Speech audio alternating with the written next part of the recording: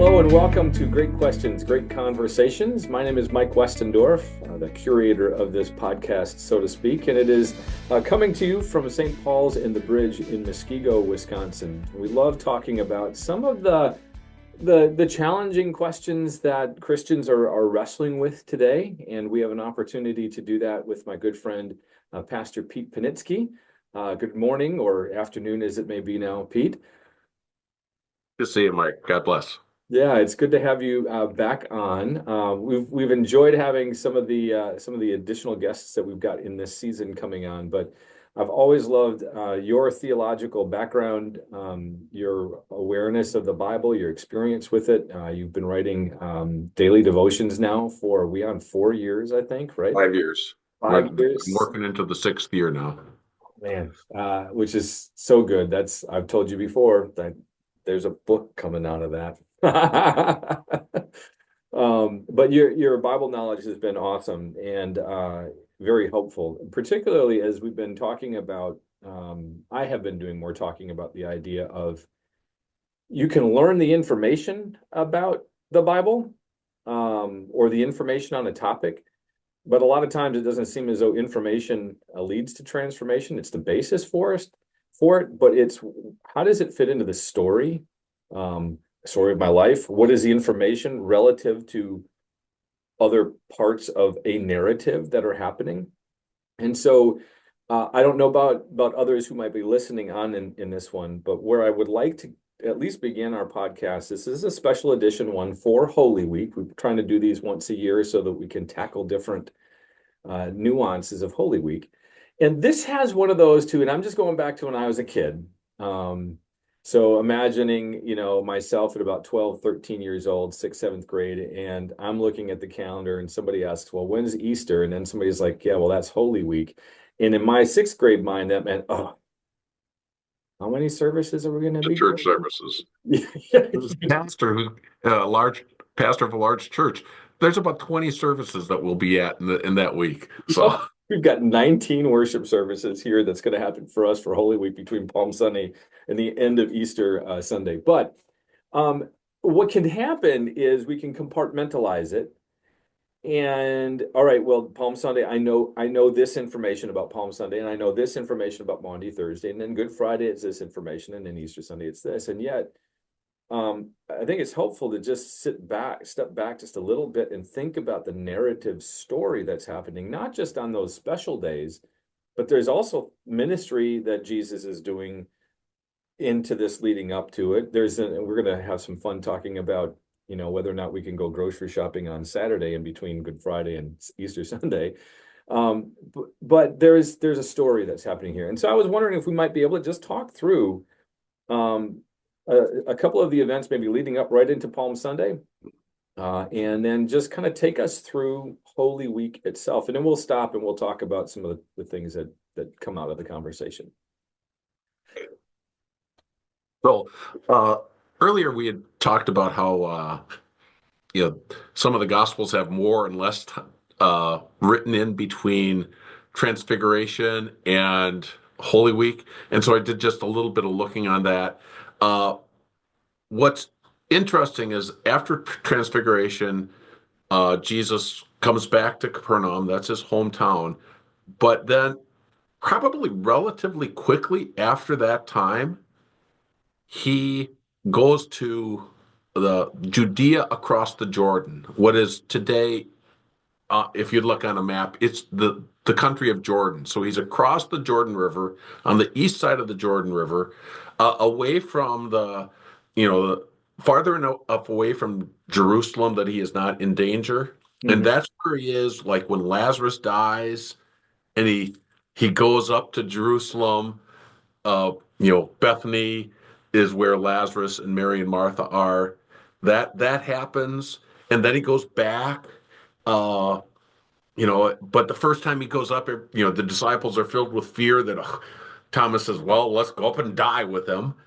Then he goes back down there to across the Jordan, and it is right at this time then when he goes to Jericho and he heals, remember blind Bartimaeus? Yeah.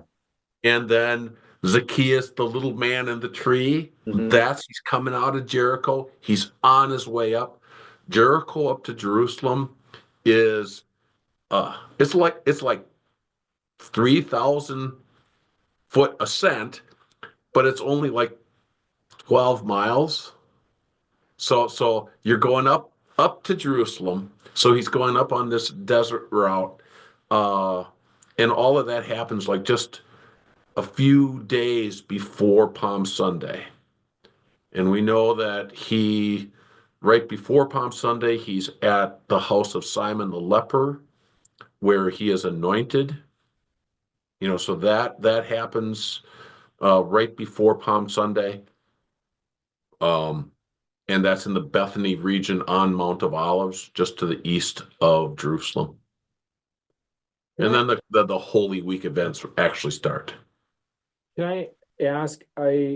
We're my wife and I are reading through the book of Luke right now as well. We've just been going slowly forward, and it was interesting to see that, yeah, in the Transfiguration account in Luke, it's Luke chapter 9.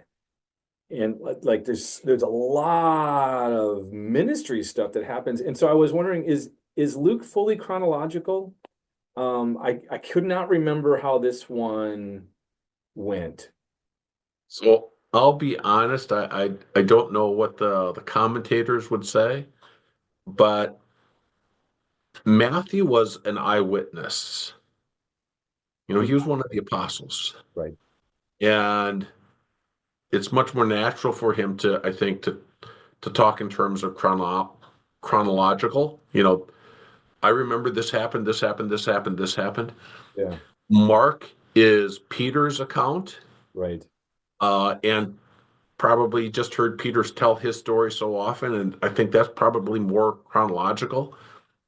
But Luke tells us he went and talked with the witnesses. Mhm. Uh, and it just makes me think that I think that Luke was a good historian, but he wasn't looking for, okay, I want to make sure that I've got the right order. I want to make sure that these things happened. But the order is not necessarily all that critical. Mhm. In fact, early this year, I just discovered that, what was it? Jesus' rejection in Nazareth is out of chronological order in Luke, because the rejection in Nazareth takes place. Now, we're going way off Yeah. topic here. I'm Well, sorry, I'll but I'll bring it back. There's a all right, reason why we're going but here. but what I found is that in Luke chapter 3, Jesus is baptized, and then the very next chapter, he's in Nazareth. And the people in Nazareth complain about, how come you're not doing miracles here in Nazareth like you did in Capernaum? Well, Luke hasn't recorded any miracles in Capernaum yet. Mhm. And you look at the other gospels, the rejection in Nazareth comes later. And it made me think, I'm starting to read Luke more with the idea of, I wonder who his source was for this part of it. Yeah. Like for the first few chapters, obviously the source is Mary, or somebody who knew Mary very well, Yeah. because, you know, Mary pondered these things in her heart. Well, either he heard it from Mary or somebody who heard Mary's story a lot, right? Yeah. Yeah. Yeah. Yeah. And Nazareth comes right after that. Could it be that he is wrapping up the stories from one witness? Right. And now, okay, in Luke chapter 5, now I'm going on to another set of witnesses. Right. I don't know. And I wonder if maybe that's happening between Transfiguration in his account and, the events of Holy Week. Was, Yeah. I'm recording what some of my witnesses told me and lumping them together. And just I was thinking too, just about the idea of research. If you're doing a biography, sometimes you have an initial starting, and this is not biblical, but just common sense. Like if you're writing a biography, a lot of times you're going to talk to so and so, and like you've got five people you're going to start with, but then those five people are like, oh, you know who you really need to talk to? You really need to talk to this person. But I've already started writing, right? I've already got certain stories already put in place, and how much time do you have to edit and put it all in the order when, like you said, John. Matthew and Mark, i.e., Peter, are writing as eyewitnesses. Little different take on that. And the reason why I was wondering about that is just as we're thinking about what are the events that are leading up to Palm Sunday, we'll kind of talk about that idea again. It really kind of kicks in from Simon the leper. He's in Bethany. We're going 3,000 feet up over the course of 12 miles. So that idea of going up to Jerusalem from Jericho. The reason why I went there with the question with Luke is just because there's a lot of the like the prodigal son story is Luke 15. Like these amazing stories and these biblical accounts. I wanted to be careful about making a statement that in the 40 days between the transfiguration or that length of time, like he packed all of this stuff into this little place. Like Luke, at least when you're reading through based on chapters, not maybe reality, that did he pack all of this stuff in? Because that's an incredible amount of ministry that just got 3 years. And so But you know, on the flip side, the incredible amount of ministry. I mean, we have about a a quarter inch of a mile long story yeah, in the entire Gospels. right, Uh, really, you can read through a gospel in just a few hours. right. Uh, that Was Jesus, it, is that it, Jesus certainly did a lot more. yeah, Uh, just because John said if we wrote everything, it couldn't yeah, even no the books in the world couldn't contain them all. right. So uh, yeah, I want to be careful unless the gospel writers, like the gospel writers will say, and then or 6 days Yeah. later, okay, the author is connecting this event with the next event. Mm-hmm. But very often you look in Luke's account, it's, he was in Nazareth when he said, or he was in Capernaum when he said Mm-hmm. that he's not making a connection saying this happened and then this happened. And, he's Yeah. just, it's another marvelous account of Jesus' ministry that I have to share with you. Good. That's awesome. All right, we'll reconnect the train and put it back on the track. So we're going through, and what we'd like to take a look at what are circumstances leading up to Palm Sunday, and then just kind of take us through a picture of Holy Week, particularly the spots where we don't stop, like we don't talk about Monday and Tuesday very often, and what's leading up to some of this. Yeah, good. So Palm Sunday morning, Jesus is in Bethphage, which is on the Mount of Olives. Mount of Olives is, it, when you're sitting on the Mount of Olives, looking over Jerusalem, it's half a mile away. So Bethany is on the other side of the Mount of Olives, a mile, maybe two at most. So he's when he rides down into Jerusalem, it's just fascinating. You just think the the Jewish leaders would have been up in the Temple Mount and could have seen down on this road down into uh, the Kidron Valley that Jesus would have had to ride, and just had a panoramic view of this Palm Sunday crowd. And that all happens on Sunday. We know that he gets into the temple. He cleanses the temple that day. And then he goes back out to Bethany, right? So he cleanses the temple on Palm Sunday.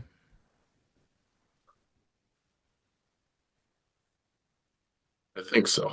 Yeah, I was trying to remember that too. Like, Um, yes. Well, I know, yes, he is in the temple, mhm. uh, but Mark records it as the next day.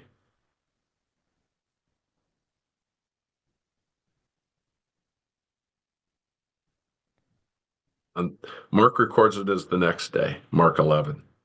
See, this is the challenge is you're trying to piece things together that the gospel writers really aren't asking us to do. Hmm. You know, they're not saying, okay, segment this out. This is what happened on Sunday. This is what happened on Monday. We like to do that because we want to get a better handle of it. Uh, Yeah. yeah, I should have. No, this is what you do is when people ask you good questions, you just go, oh, I better just kind of flip through. And the beauty of it is if you know the right chapters to look at, it doesn't take too long to find it. Well, and Yeah, for and Matthew's account kind of gives the impression that it's all on Sunday. So yeah, and that's I'm actually grateful that you're willing to kind of play this game with me, so to speak, because as somebody not pastorally trained, if you're listening into this and you're like, see, this is the reason why I don't read the Bible because I wouldn't I might mess it up. Uh, I love that this is what we're doing. You go back to it, you look, you ask the question. If this is something that's on your heart and mind, and you go do the research, and if you can't figure it out, you ask questions.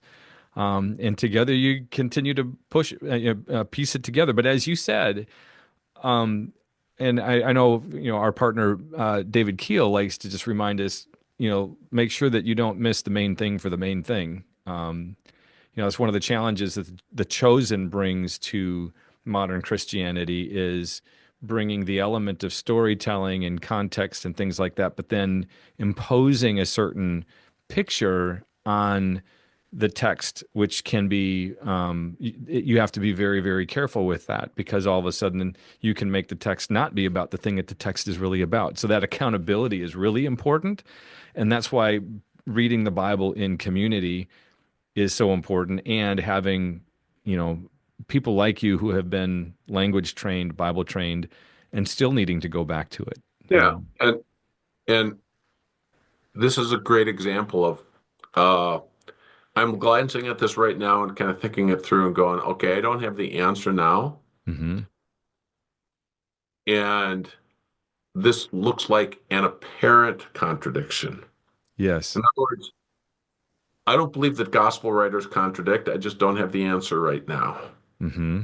Hmm. And that's okay. But I approach the scriptures with this is the inspired text, and these are inspired authors, and they are not trying to make it so that I read it and go jump at it and go, oh, I see how it all fits together. It's just like any other witness. I'm giving you my testimony, and somebody else will give you their testimony about a car accident. Yeah. And you're not trying to make my story jive with yours. I'm telling you what I saw. And then we who are trying to put it together are going, I believe both of them. I'm just trying to put it all together. And Yeah. this is, so my concern is I don't want anybody listening to this go, see, I can't trust the scriptures. Right. I trust the scriptures. It just, hmm, I wonder why one of them obviously recorded it not in chronological order. So Yeah. that's where you kind of go, is uh, like Matthew just, I want to finish the account in the temple courts. And then I'm going to tell you about the fig tree. Or, Hmm. you know, are they just finishing a story and they're not saying it all happened in one day? I'm just finishing that story. Yeah.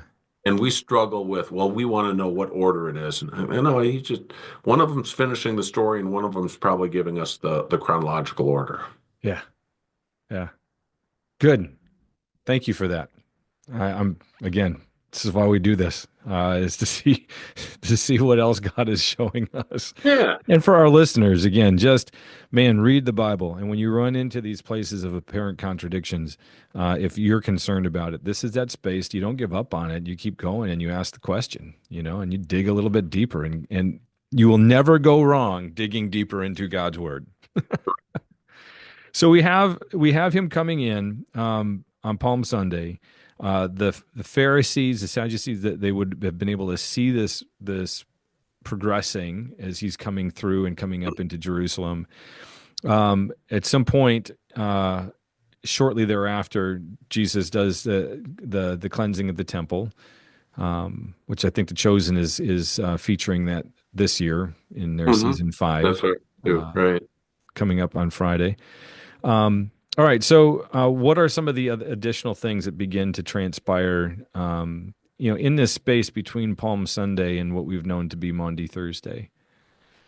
So, the Gospels mention this fig tree, so that he is coming into Jerusalem.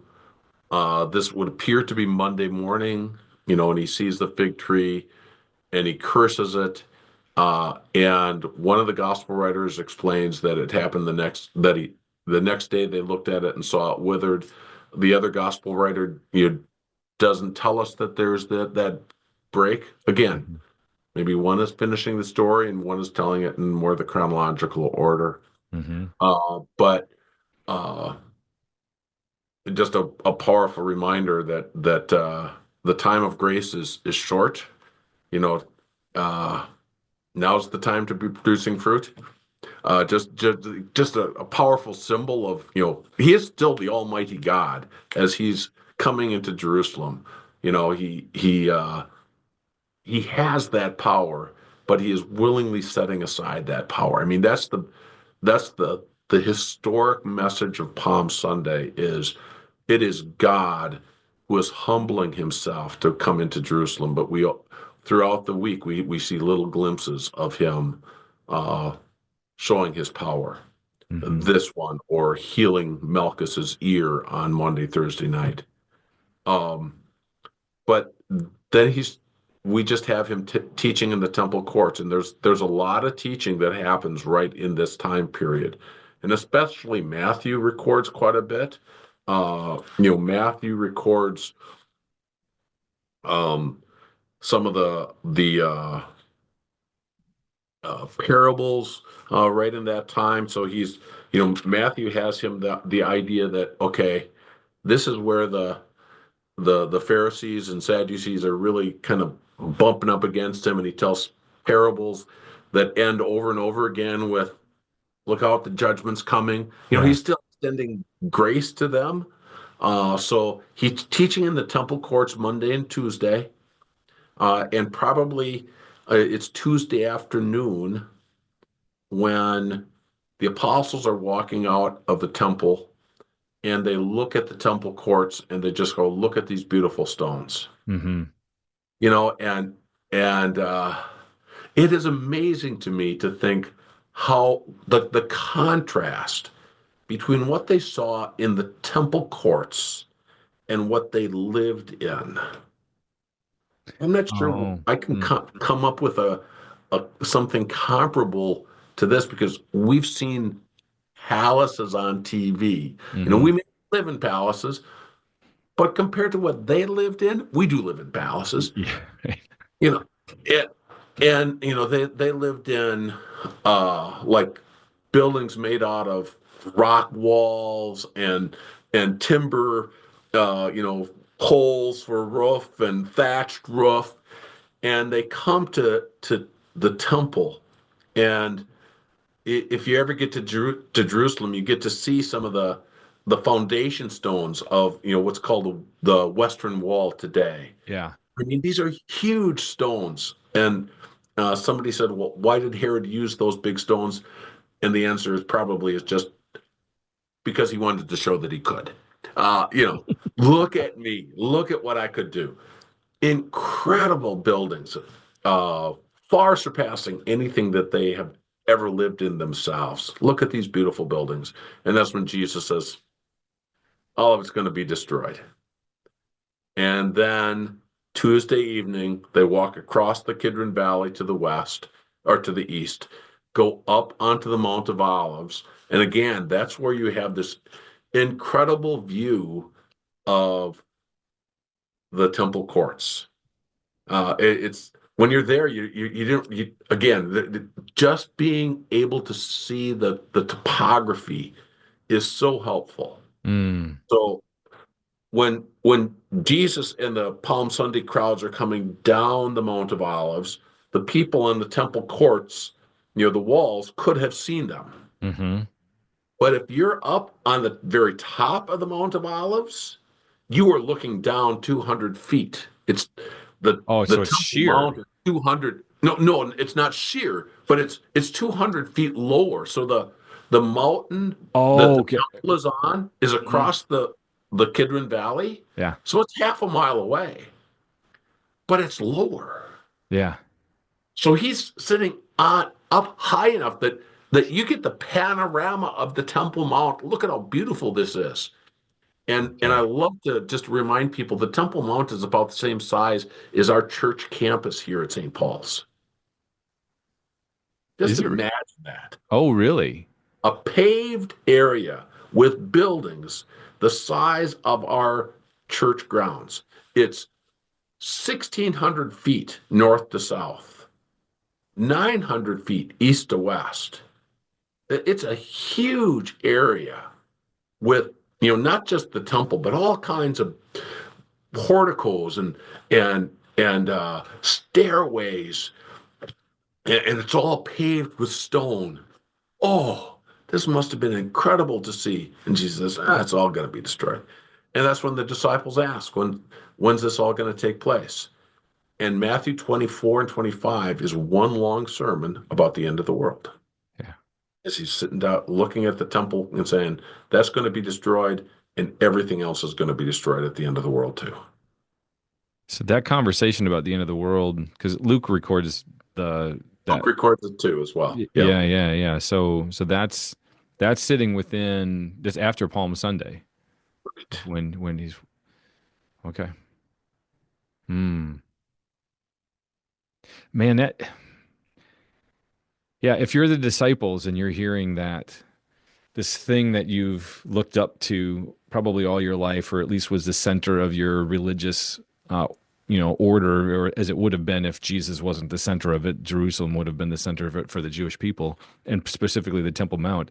To hear him talk about the end of the world, the destruction of things that were so foundational, the physical destruction of it, knowing what's going to happen in 3 days.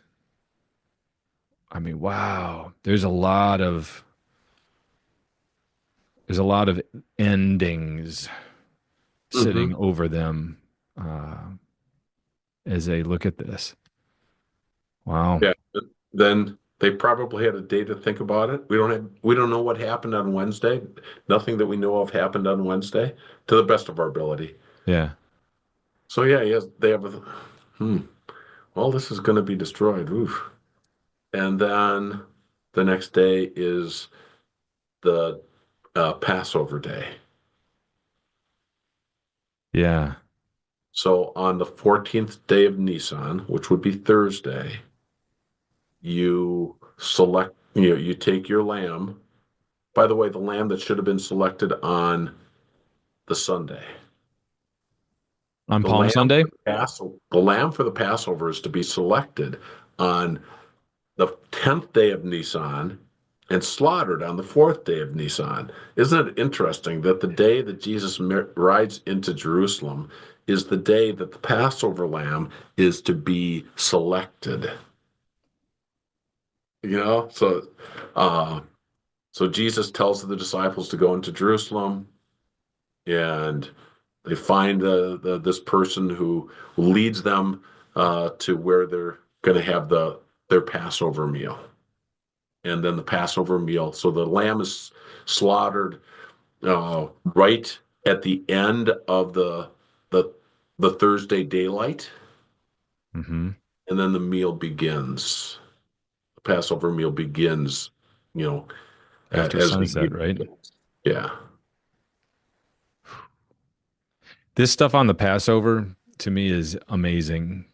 Thousands of years later, all of this, again, if you just take it in for information, you'll miss the story. But the things that God did through the story of the Passover and what its meaning was, and how it was drilled into their minds and into their realities, because this is I'm reading Leviticus for the first time, really reading it, and I'm just, an aroma pleasing to God, and like I'm thinking, I don't think burnt grain probably smelled very good. Um, but so anyway, these sacrifices, and so then you look at the Passover and some of the nuances of the Passover that come out. I mean, as you're talking about it, if the lamb, if um, you would have eaten the lambs, you would have eaten the meat, right? You couldn't do anything with the blood, right? That was out. And yet on then the 14th day of Nisan, the day that you're eating the Passover lamb, what does Jesus do? He gives his body and blood in that space. He's going to sacrifice it. He's physically going to die, but he gives you body and blood in the meal that he institutes. I mean, on that day that we should be eating the Passover meal, and you're eating with and drinking and eating the body and blood of your Savior. Oh, I mean, like, it's incredible. Yeah. Think of how much of this stuff the disciples didn't get at the time. And then, as they pondered it, they appreciated some of these things more and more. Like the Apostle Paul in First Corinthians, was it second? I don't remember which one it is, but he talks about the Passover lamb. Christ, the Passover lamb, has been sacrificed. So let's keep the feast not with the leaven or the yeast of sin, but with the with bread without yeast, without malice or wickedness. The recognizing, this whole idea of having to go through your house and make sure there's no yeast or leaven in your house. Oh, that's a beautiful picture of now that Jesus has been sacrificed as my Passover lamb. I want to dedicate my life and eating unleavened bread for a week for the Jews was part of that picture. Yeah. So Man, that's incredible. So you have Maundy Thursday, so the day that they eat the Passover meal comes up, and then from there we can just kind of do. This is the part that most people probably know, but it's good yeah, review. yeah, and I think the key thing about this part of the Passover or the Holy Week is so many things happen that Thursday night to Friday morning that you go, how is this all possible? When you're in Jerusalem and you see how tightly packed the old city is, I mean, we're not talking about he traveled miles, Yeah, you know. yeah. Um, so he's in the upper room, which is the traditional spot for the upper room is on the western hill in Jerusalem. So on the western side of the Temple Mount. He would have gone down into the Kidron Valley and down into the uh, uh, Garden of Gethsemane. Traditional place of the Garden of Gethsemane is right in the bottom kind of the Kidron Valley. You look up and you can see the Temple Mount right in front of you. Oh Uh, man. praise there. Judas knows that place. Jesus has moved up the planning. Judas and the Jewish leaders had met prior to this and had Mhm. made plans that after the Passover, Oh after the yeah. people have left town, Yep. then we're going to arrest him. But Jesus says, what you're going to do, go do it quickly. So, Jesus sets the time frame. Mhm. Things aren't spinning out of control. Jesus is still in control. He sets the time frame. Judas has to betray him that night. Judas knows, he regularly goes to this place to pray. I bet this is where we'll find him. Um, and the arrest. First, he's taken to Caiaphas's house, which is pretty much right back where the upper room was, half a Okay. mile away. Yeah. Interestingly enough, there are stairs right next to the traditional spot of Caiaphas's palace Mm. that they have dated to the time of Christ. That these are steps that there's a good chance that they drag Jesus up these steps, uh, on steps up into the Western Hill. The Western Hill was where the rich people lived Okay. Okay. because of the breeze. to, in the evening, the breeze comes from the Mediterranean and Hmm. blows over the Western Hill, so it's the cooler spot. So that's where they built. The rich people built. Caiaphas would have been a rich guy, and so there's a good chance that if it's not that building, it's in that area. Um, and he appears first of all to Annas, who Hmm. is the former high priest, the father-in-law of Caiaphas. Probably is like a pre-sentencing, waiting for everybody to get there. Oh, sure. You Yeah. know, none of this is happening according to the Jewish leaders and Judas's timeline. That this is all being forced upon them in the worst possible time. You think how many people got the knocks on the door on Passover night. We just finished the Passover meal, and you want me to go out and go to the Go to uh, work. Yeah. go to work? Yeah. Um, so he meets with Annas first, and then on to Caiaphas and the Sanhedrin. Um, it's likely that he met with some and then spent time in the prison. So he eats after sundown. He goes out to the Garden of Gethsemane, Hmm. is arrested. I'm guessing, are we talking, is it like 1 or 2 o'clock in the morning when he gets to Caiaphas's house? Hmm. Hmm. Uh, and then it takes people time to gather. Did he, if you go to Jerusalem, you see the Church of the Gallicantu, the Church of the Rooster Crowing is the traditional spot of Caiaphas's house. There are dungeons there, because rulers had their own dungeons, back then. Um, and there's a good chance that, you think, oh yeah, there were probably some times where Jesus wasn't standing with all of the Sadducees and Pharisees gathered around him. There are probably times when, they dragged him out and the Sadducees and Pharisees were, relaxing for a little bit while the rest of the crew got there. Yeah. And Jesus is down in the dungeon. So it just made me think about all of that stuff. Yeah. And then as soon as it's daylight, you know, remember this is a world that doesn't function on electricity. I Yeah. think that's hard for us. Why is this happening in the first thing in the morning? Are you crazy? We got to have breakfast. No, the light comes, the sun comes up, the day starts. Right. Breakfast is probably you grab a few leftovers from last night. Right.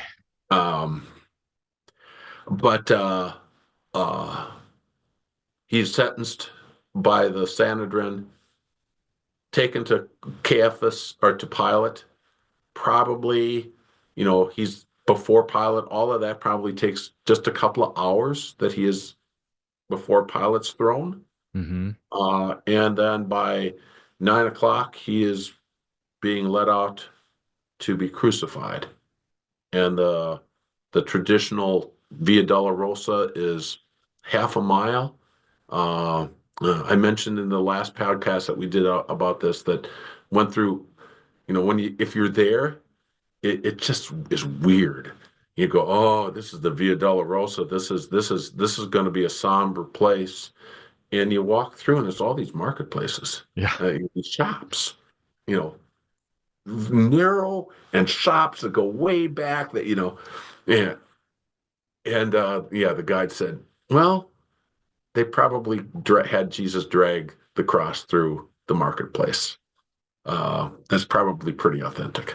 But Hmm. it's not far. It's not far. This is in our reckoning, it's a small, very compact city Yeah. to the crucifixion. He Uh, went. He went to Herod then in the morning too, because he was with yeah, Pilate, then sent to went Herod, to and back to Pilate. So he wasn't with Herod then for very long, was he? no, couldn't have been Yeah. right because this is right at the spring, right? So we're talking 12 hours of daylight. Hmm. Yeah. Right. Right. The sun coming up about 6 o'clock, maybe 5:30. It's starting to, in regular time, it's Right. starting to get light. Uh, And by 9 o'clock, Jesus is out at the cross. So yeah, all of this takes place very quickly. Um, Yeah. it's interesting. We don't know exactly where the praetorium was. There's this discussion. Did Pilate stay in the Fortress Antonia, which is right on the temple grounds? Or would he have stayed in Herod's palace? Mm. Was a very, because he's the governor. Yeah. He's the, Yeah. and he can stay at the nice place. And so Herod's palace is up on the Western Hill. Yeah. Yeah. Yeah. Huge complex. There's a good chance that he was there. And poor Herod Agrippa, not Herod the Great, but Herod the Great's son, or probably son, maybe grandson, but I think son. He gets a smaller palace, but not very far away. So all of these things, are really close, and they happen relatively quickly. Yeah. Okay. And so by 9 a.m., he's on the cross. And Yeah. so we've walked the road. Um, and he is on the Darkness cross. comes by noon, and darkness is at noon. Yep. Noon to 3, there's darkness. Mm-hmm. And at 3 o'clock, it's pretty much it is finished is at the end of that, correct? Right. And so then they would have had, again, thinking spring, they would have had until 6:30 in the evening Yeah. to have the bodies down. So Joseph Yeah. goes to Pilate and that whole. Okay. Okay. So sometimes it challenges us to think all of this got done, but again, think in terms of a relatively small space. yeah, I think of a city as all sprawled out, but everything is really close to in walking distance, and you can get back and forth really quickly. I mean, if you're talking a half a mile, we're literally talking, 6 to 8 city blocks. Right. So if you've got I'm just thinking a little bit about my part of town. I mean, that's 76th Street to 84th Street, Burleigh to Capitol. I can walk that I walk my dog here all the time. Right. And Yeah. again, so the Temple Mount is about the size of our church property. Yeah. Yep. The rest of the city isn't much bigger, like maybe 1.5 times that again. And that's the entire city. Yeah. The wall. So it's very compact. Yeah. Which helped me tremendously to think about this. That's helpful. Yeah. Thank you for that.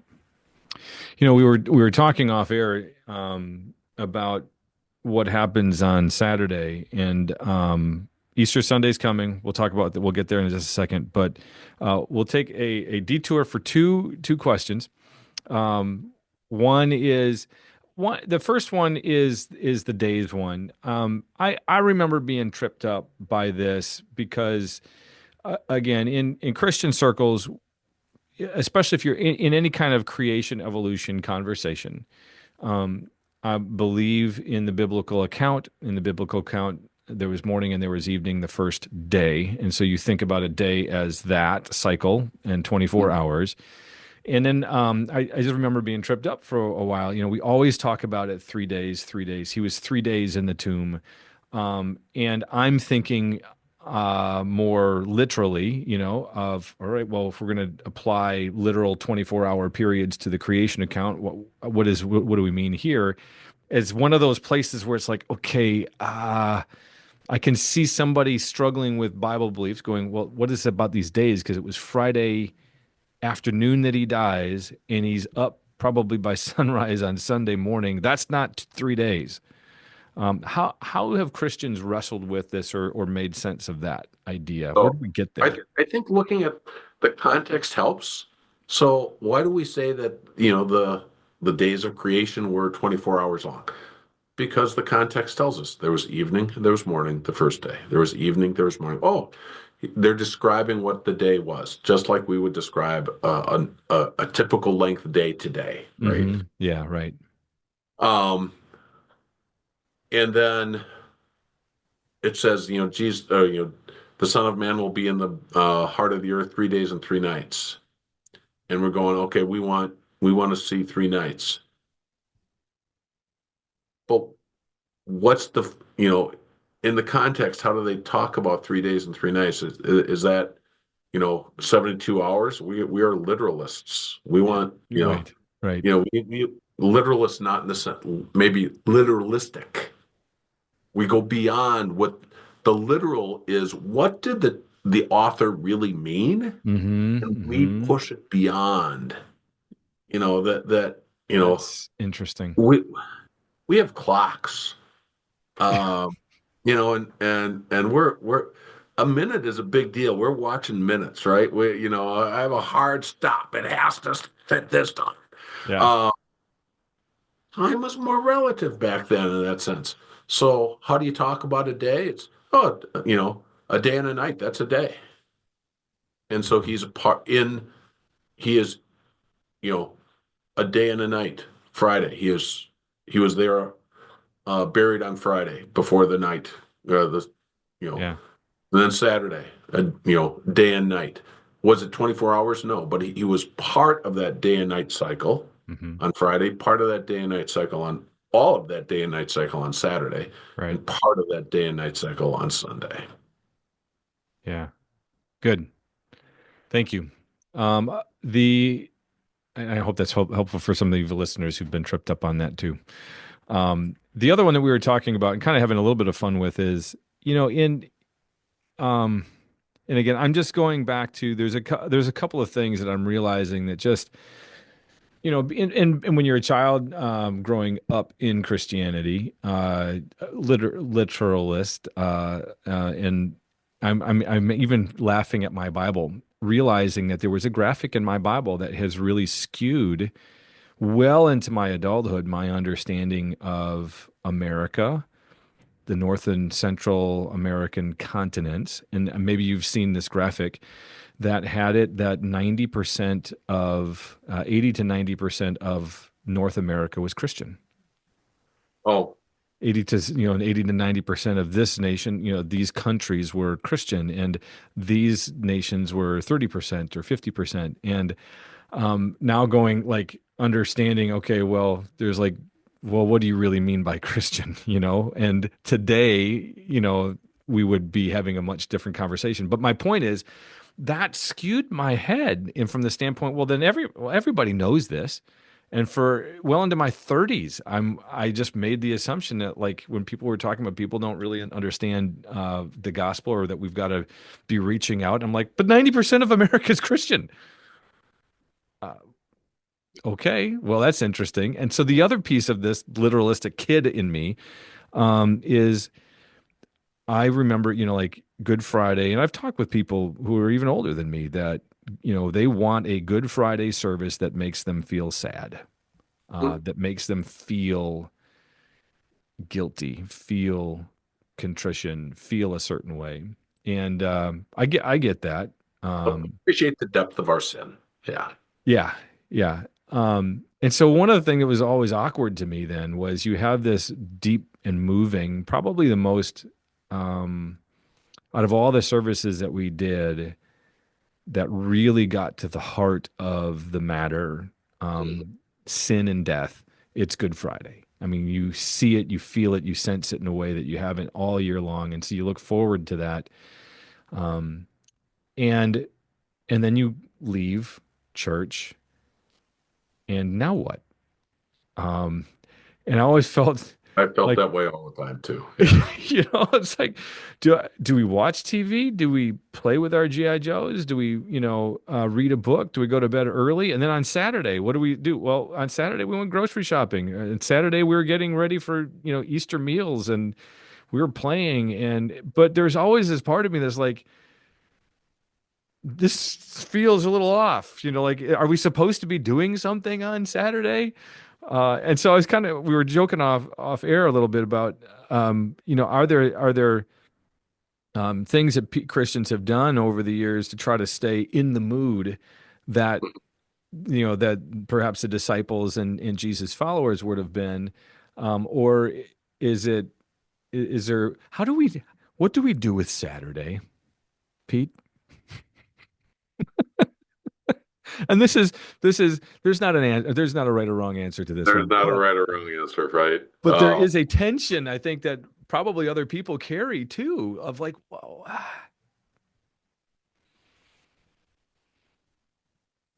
I think it's really important to recognize that our conscience,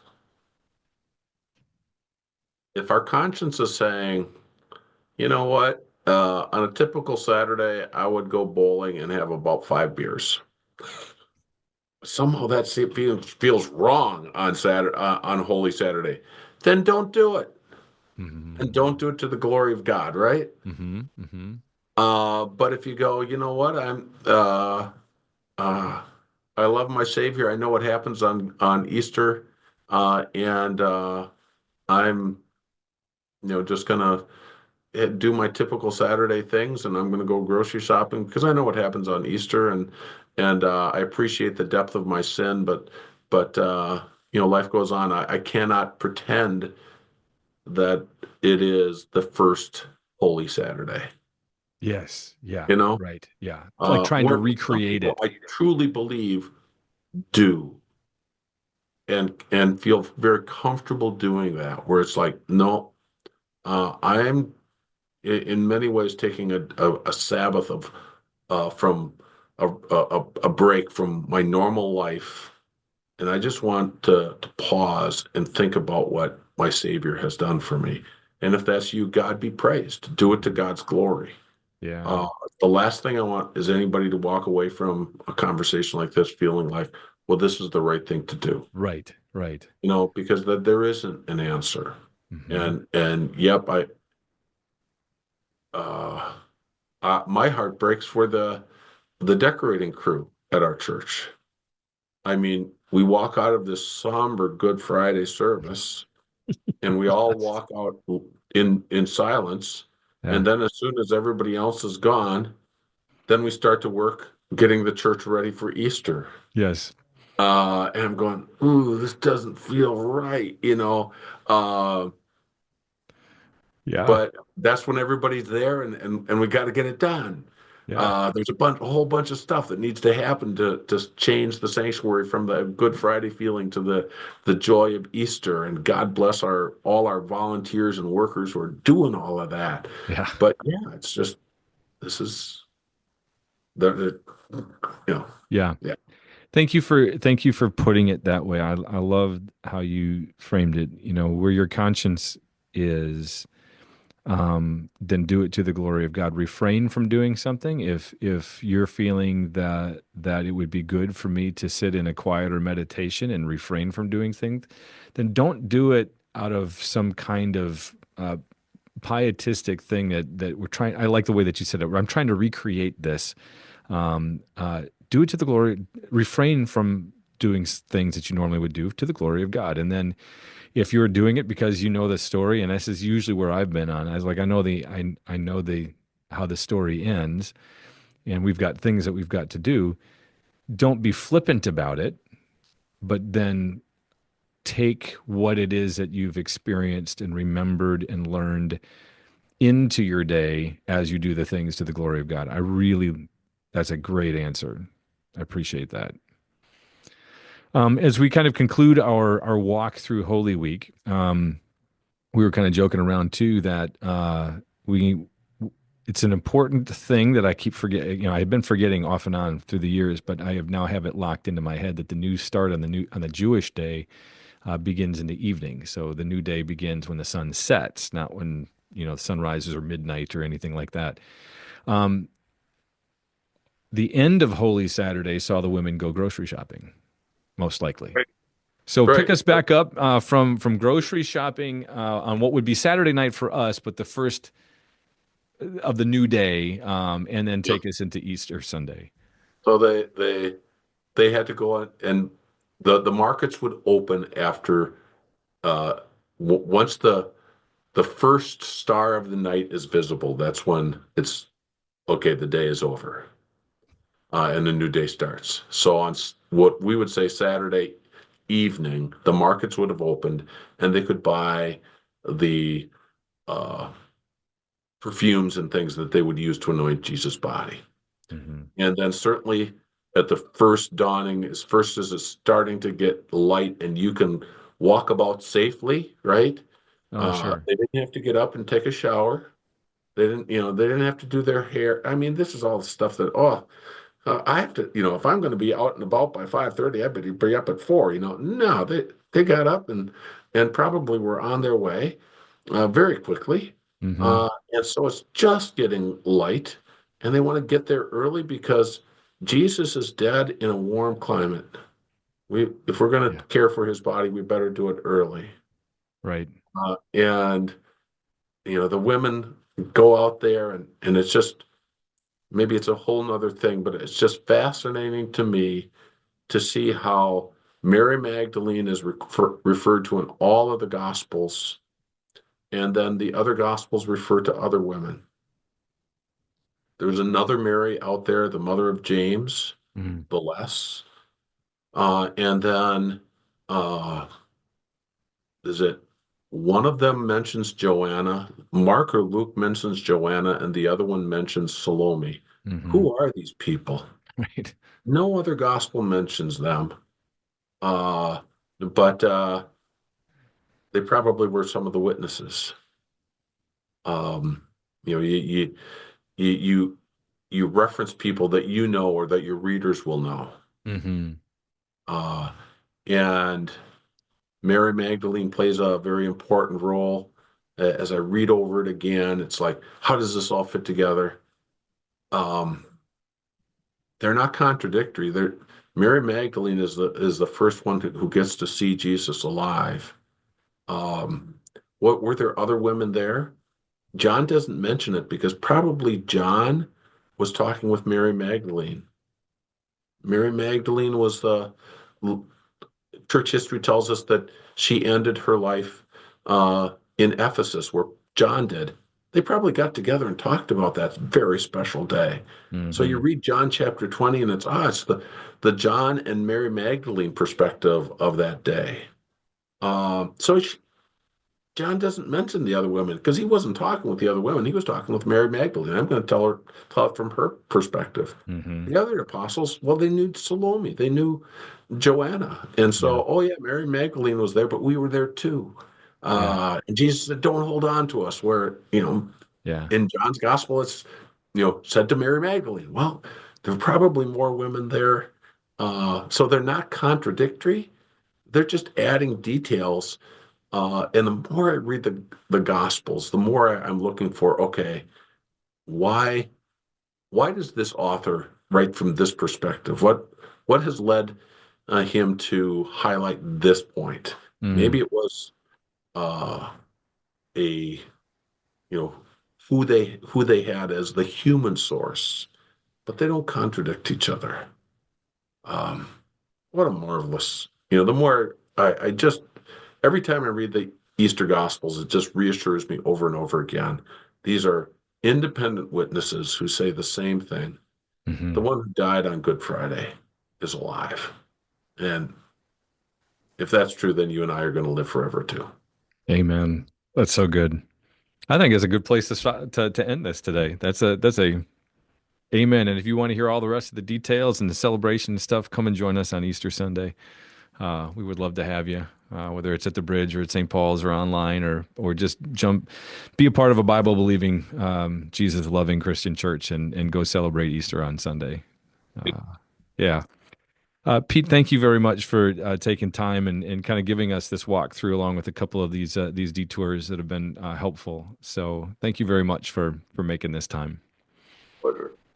And for all of you guys who are listening in or watching in, thanks for joining us on this. I hope and pray that this has been helpful.